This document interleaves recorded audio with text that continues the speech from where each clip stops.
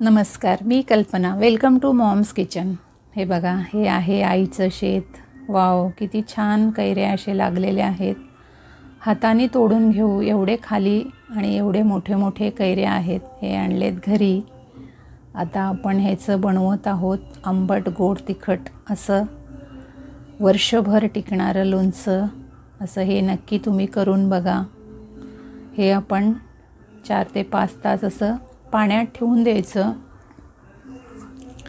4-5 तास झाल्यानंतर आपण ह्याला मस्त असं स्वच्छ धुवून घ्यायचं. त्याला चीक असतं ते गेलं पाहिजे असं आपण हे धुवून घेतो आहे सगळे कैरी.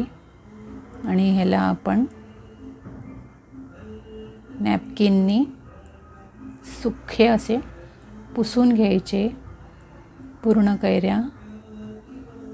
जे काही लोणच्यासाठी आपण वापरतोय भांडं वगैरे सुरी वगैरे ते स्वच्छ आपण पुसून घ्यायचं.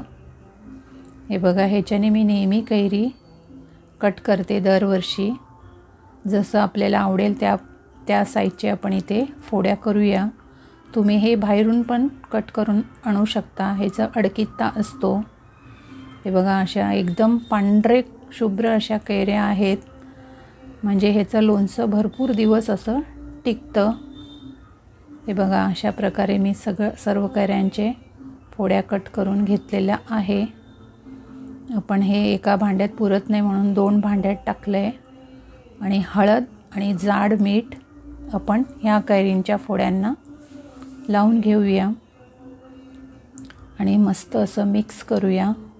मिक्स करून आपण ह्याला झाकण लावून 1.5 दिवस आपण हे असं मुरत ठेवायचं आहे. आणि ह्याचे मसालेही आपण घरीच बनवतो.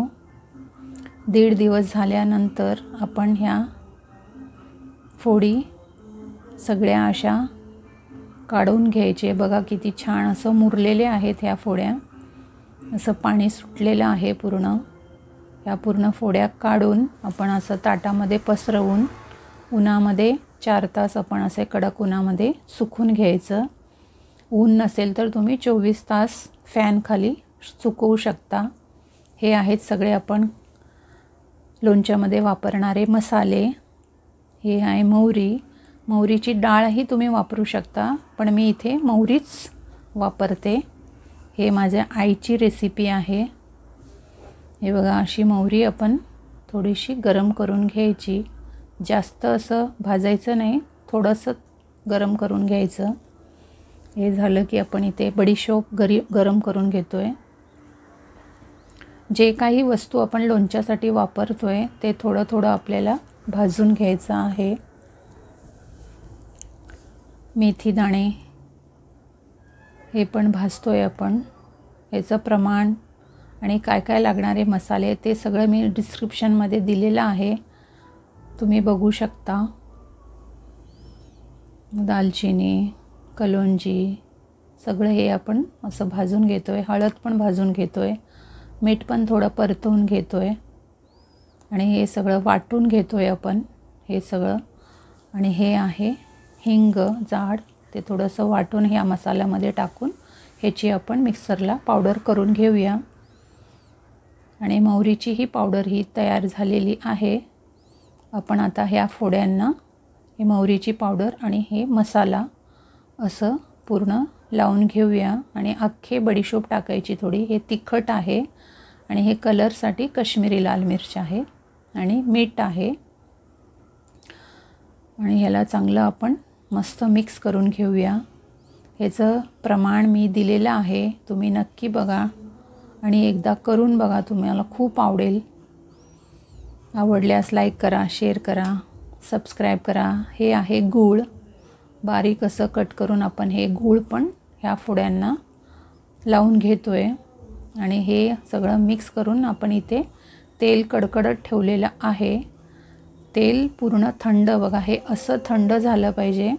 पूर्ण थंड झाल्यावरच आपल्याला हे वापरायचं आहे. कैरीच्या फोडींमध्ये आपण हे तेल टाकलं आहे त्याच्यात आणि हे पूर्ण असं आपण मिक्स करून घेतो आहे.